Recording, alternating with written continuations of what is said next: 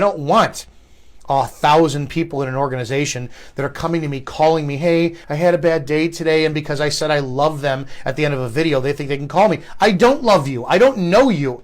I know that I'm going to pour myself into you if I see that your work ethic is good, and we're going to build together more, because the only way to wind up making money is for you to make other people money. And when you make other people money in this industry, you change lives. So selfishly, I want to change lives because I want to feel good.